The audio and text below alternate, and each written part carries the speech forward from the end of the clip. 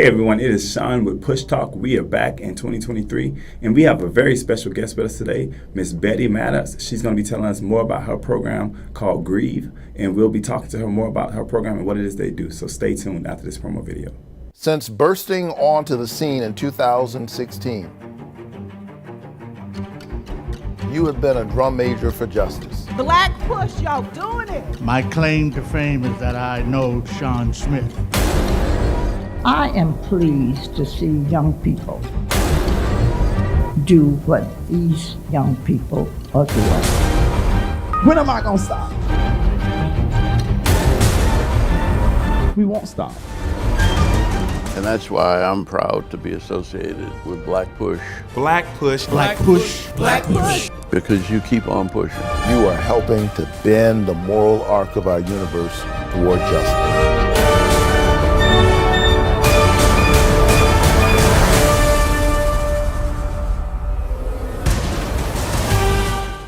Hey everyone, we are back, and we have Miss Betty Maddox who's joining us today. And Miss Betty, funny part is that, for those who don't know, it's not like I'm just meeting you today. We've done a lot of work together in the community. Met you by doing work around gun violence. But let's start from the very beginning. How was it that you actually founded the organization in which you founded? And you've been correcting me on how I say it all day, so I want you to explain all that part. Talk to me about your organization, how it got started, where the idea came from, and what it means to you. Yes, sir. Well, first of all, Shaun, let me say thank you for taking the time out to ask these questions and to involve us as grieving mothers. GRIEVE is acronym for Grieving Relatives in Every Violent Event, and that encompasses teen violence, gang violence, domestic violence, and now we've got to add suicide. Right. Because we have a lot of people, they not dealing with whatever they're dealing with in the community or even in their families, so they're committing suicide. So this is why we do what we do. My story is, as you know, I'm retired out of law enforcement. I've had over 30 years of law enforcement. I've testified in court on many cases, murder cases, but I never thought that someone would be processing my son's crime scene. My son was murdered in 1993. He was 25 years old. He was shot 4 times in the city of Atlanta by a 16-year-old. This young man received a 30-year sentence. And hence, GRIEVE was born. And when I went to court, they called me as I was on my way to court and told me that I did not have to show up because the young man had pled out to a 30-year sentence. So I do what I do because I don't want any other mother to grieve like I did. Working in that environment and losing a loved one, it was, I can honestly say, devastating. Yeah, and it's funny because when I think about you, you have been instrumental in a lot of work that I've been able to do in the last couple of months, literally. You've been instrumental in helping me build collaborations with other people. You've been instrumental in helping me bring the past, what we're trying to do with the Reverend Timothy McDonald III Community Outreach Center. Your organization helped our church when we were doing our giveaways for the holiday season, giving away toys. So when the reason why I'm going through all this is because I want people to know that you do more than just going out and advocating on these issues. You're putting your faith into work, right? Because you're actually on the ground day to day. I remember one particular day in particular, you had come into my office and there was a grieving mother who had just lost a child.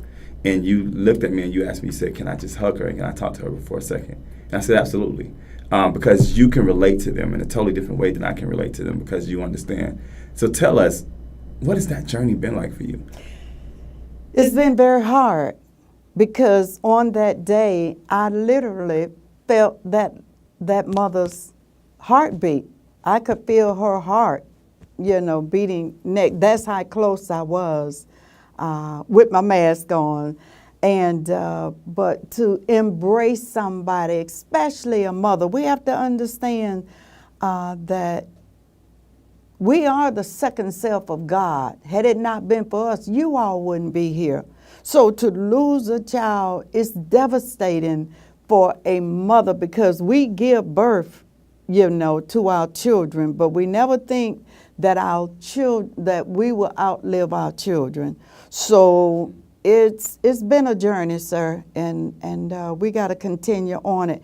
But it's organizations like and resources like the Reverend Timothy McDonald Resources Center that can help us bring closure to what is going on in the community, where people will have a place to go. This lady was grieving, but she chose to come here, and you all embrace her. And this is what we need, not only here, but this is a start. So to me, I'm grateful. No, and I mean, it is a start, but one of the things that I wanted to highlight is that you are extremely passionate about this issue, because you even brought to me another group, and you're leading the effort to start another group to bring local government officials together, to bring community churches together, to bring different people of different faiths together.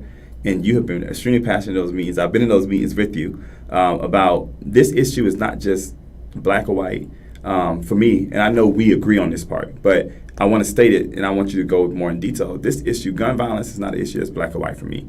It's not an issue that's Christian or Muslim or Jew or non-denominational. Like, it's not an issue that it should be separated by any type of different faith or any type of different background. It's an issue that can impact anybody and does impact all of us every single day.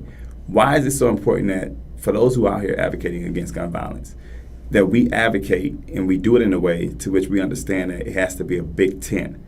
Does that make sense to you? No, like, absolutely, why is sir. it that this space has to be a big tent space, and it can't just be one individual organization like yours or mine that go, like, we can do great work on our individual silos, but we have to do this together. That's the only way we're going to, I believe, that's the only way we're going to resolve or solve some of these issues. Why do you, and I know that you kind of concur on this, why do you feel like collaboration is the best way forward? Well, very well said. First of all, you covered an awful lot. First of all, what affects one directly affects us all indirectly. And most people think that that can't happen to them, or because they live in a certain geographical area that, this kind of thing doesn't happen, but it does. And there's a great possibility that it will. And we must collaborate. That's the only way we're going to make it in today's society with overcoming what is going on, is providing resources, is us unifying as one, collectively.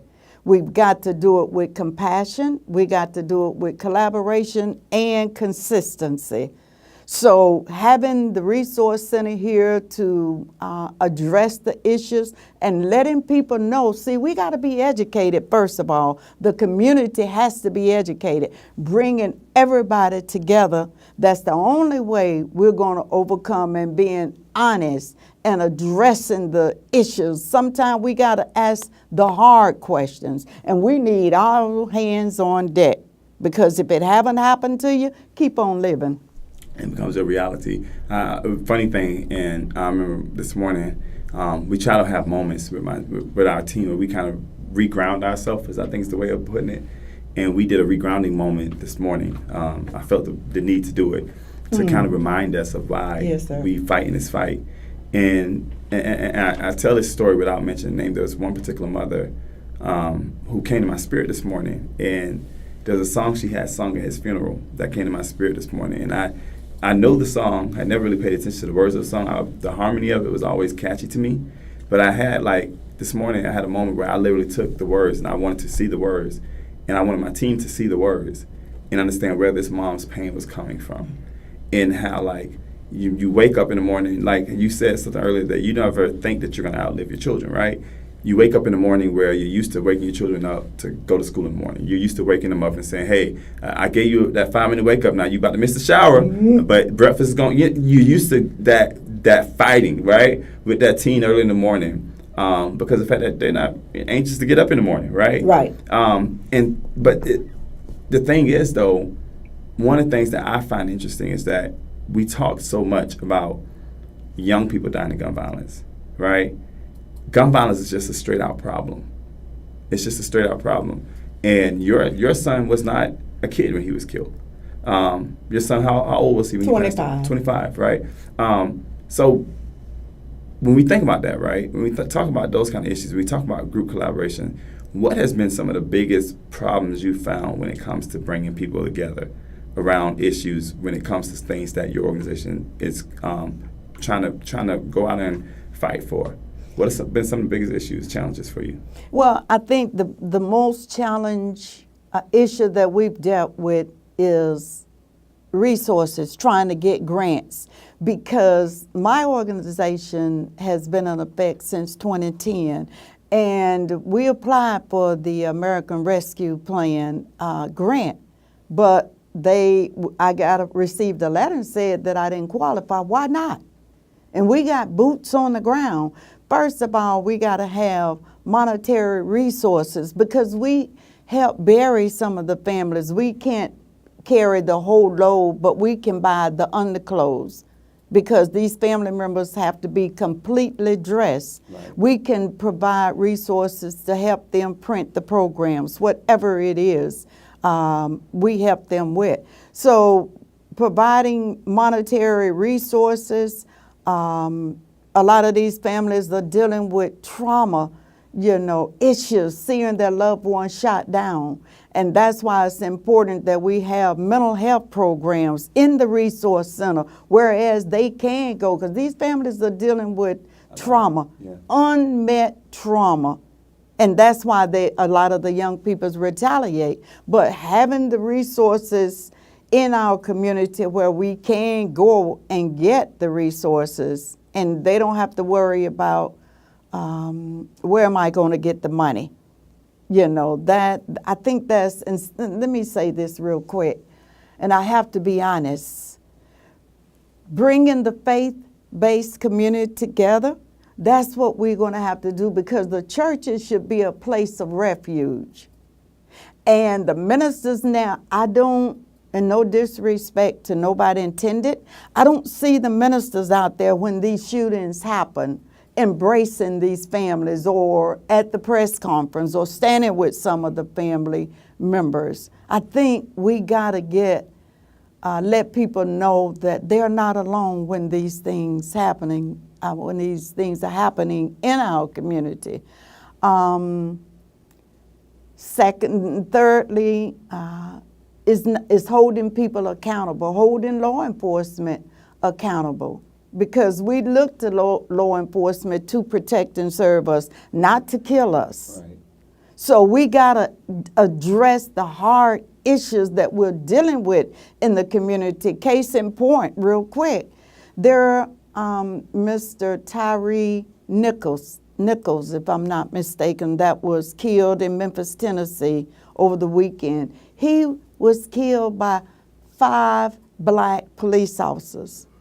And my thing is, where was the outcry? Right. You understand? Right. But when George Floyd was killed, there was a white police officer that killed him and other participants. We out, rolling in the streets, but we got to hold these black police officers who killed this young man. So my thing is holding people accountable, be it good or bad or indifferent.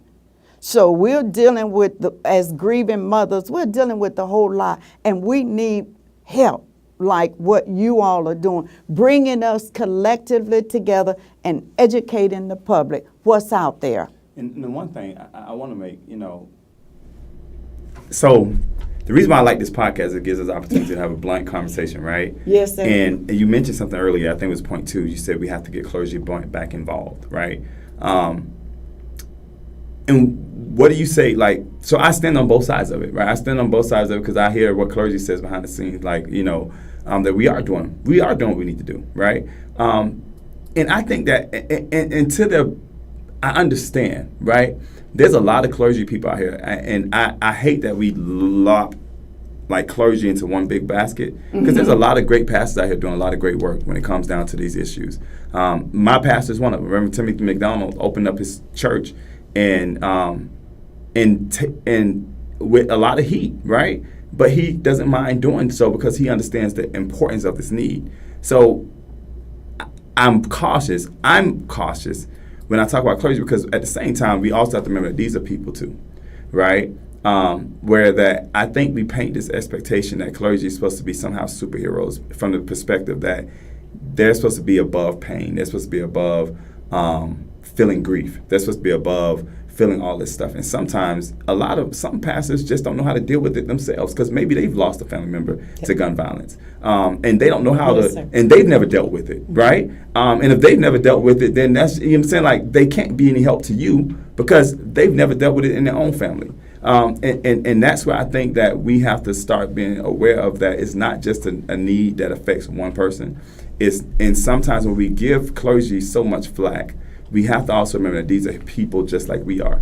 And you talked about something about suicide. We seen a couple years ago a pastor right here locally committed suicide, and there was a whole big debate about what was happening. Was he going to go to hell and all this kind of stuff? And E. Dewey stood up, and Pastor E. Dewey stood up, and I respect the heck out of him for saying so. That just because a person commits suicide does not mean that they're condemned to hell. You don't know what that person is going through, and I think that a lot of what we have to do in the movement now is stop pointing fingers and just start asking for results, right? Start saying you don't know how many phone calls I get about clergy's not doing enough, right? Well, some clergy people are doing enough. Then what about the phone calls of the clergy? For example, I know our church opened the doors to host a funeral.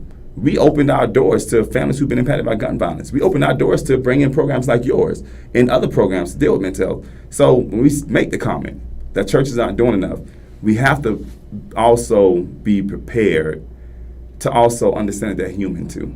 And some pastors just have not known, and I'm telling you from what I hear, some pastors, this is a hard space for them too, right? And they don't know how to be any good to you guys or to grieving families because of the fact that they're still grieving themselves. And as in ministry, we have to understand, I think one of the things that is critical that we understand in a lot of ministry is hurt people, we say it all the time. A lot of us are careful because we don't want to hurt anybody else because we haven't dealt with our hurt. And I just wanted to and not pushing back, I do believe, I support you 100%. Churches, a lot of churches are not doing enough, right? But I just wanted to make sure that we do give credit to churches that are doing enough because there's a lot of churches out here doing great work, galvanizing people around this who have lost members because of it. And I know that for a fact.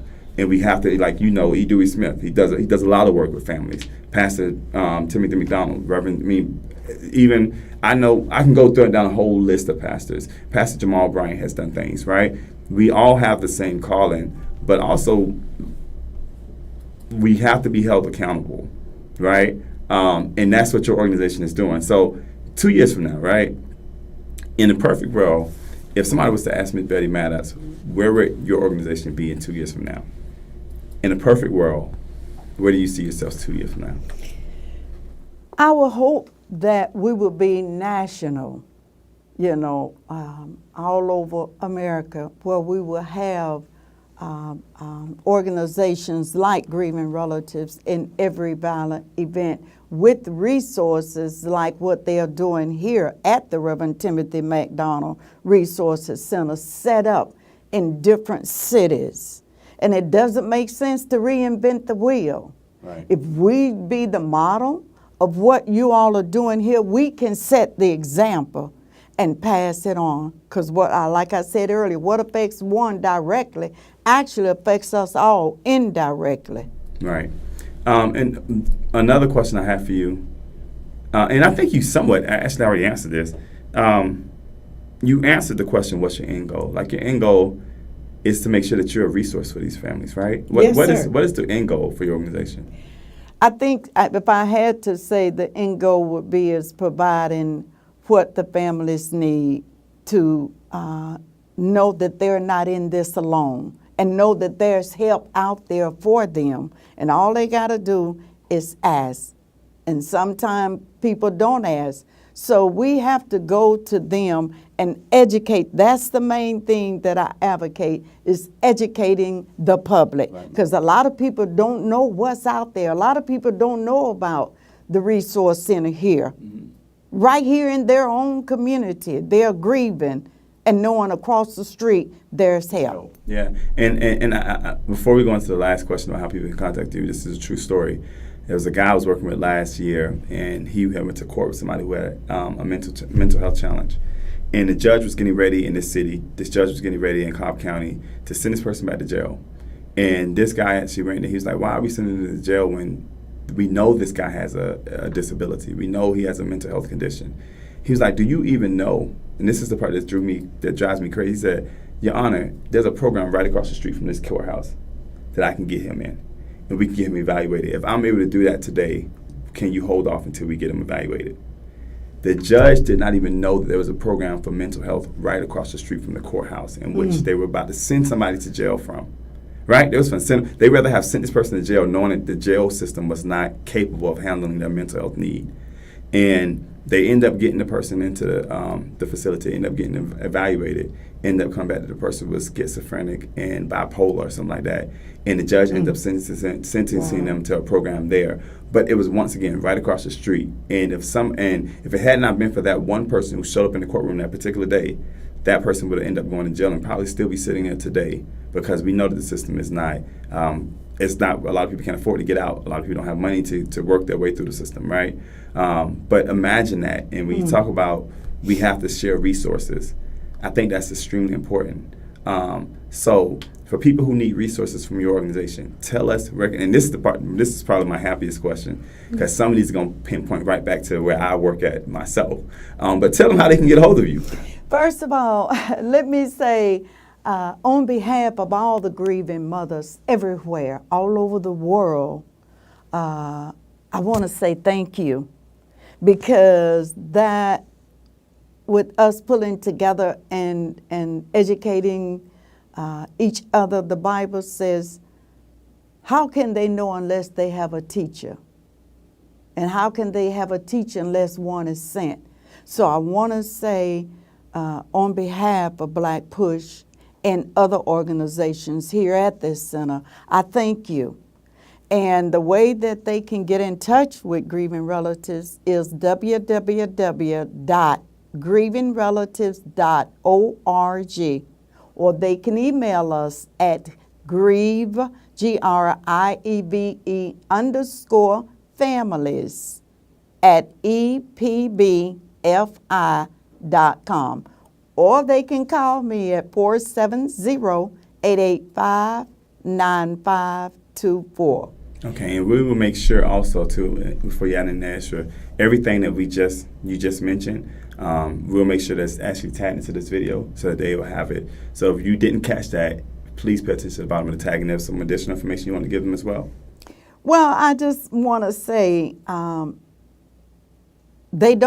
anyone that's having any issues mentally, physically, emotionally, spiritually, we're here to help. And just know that you do not have to take this journey alone, because there's help, and we're here to provide it. Thank you again for allowing me to speak on behalf of all grieving families everywhere, sir. No, absolutely. Thank you. And the one part that she did not mention is that if you want to know more about grief, you can actually even go to our website, www.blackpush.org. And if you click on the Timothy McDonald Community Outreach Center tab, you will find a link to their website on our page as well, because they are one of the organizations that are part of the Community Outreach Center. And we're so humbled to have you here. Thank you, and I wanted to thank you. So people, just so you know, she didn't throw it out there, but I'll throw it out there for you. You can also find them at 542 Moreland Avenue, Southeast, where they're being housed at here in the Timothy McDonald Rec Center. And I know that you guys are getting ready to do some programs. I know you got some stuff coming up this soon over the weekend as well. So we want to make sure that people understand. Please check out our website. They're not just doing things one time, and they can stay up to date on the things that you're doing by following them on social media and checking out their website. And I know that you're working to get all that stuff cleaned up, but we're a team effort, and I love the fact. And from Black Push's perspective, I just want to thank you for the opportunity. Like I said in the very beginning of this podcast, you have opened up doors for us to make friends in this space that we didn't have before. I think that I don't even consider you a friend anymore. I consider you family. That's right. So I consider myself to be a part of the GRIEVE family. GRIEVE. Did I get it right this time? You're right. I'm close. You're close. You're absolutely correct. But I consider myself to be a part of the Yes. family, and I know for a fact that you're a part of my family. So Please go check out their website. Please go find them on social media. And if you're out there and you're hurting, if you're out there and you don't know where to go, she just said it. There's so many resources out there. And we want to be one of those resources. And if you need help, please remember that you can go to the website. You can call her phone number. The phone number is 470-885-9524. Please know that there's somebody out there to help you. Absolutely. And as we push forward and move forward together, Black Push's motto this year is that we have to do it in collaboration. So watch this video as we talk about the Timothy McDonald Community Outreach Center and what our plan is there, and learn how you can play a part in let's changing our community together. Thank you again, Ms. Betty, for everything that you do. You are quite welcome, sir. The question was asked to me the other day, why is the Reverend Timothy McDonald III Community Outreach Center so important to me? When I think about it, I think about Zion, I think about people like Cameron, I think about the children in Uvalde, I think about people in Buffalo, I think about the people we pass by on the streets as we come into work every day. And when we think about gun violence, when we think about violence, when we think about any kind of violence in our community, the only way we're going to resolve it is not going to be by looking to government and looking to elected officials, because we know that they've been silent on these issues for a while, but we have to have a community approach to it. We have to have a community involvement to it. We have to come together and go back to the principle that it takes a village to raise a child or to raise up a community. I think that this center will be an example to what we can do in our community. I think that this center represents the heart of what First Iconium and Black Push and all the organizations that are coming on board with us stands for. It's important for me that despite the challenges that may come, despite people who may not like it, we have to persevere and we have to do it anyway. Because our children are too important, our families are too important, life is too important for us to stand back and have the opportunity to do something, but to be silent and do nothing.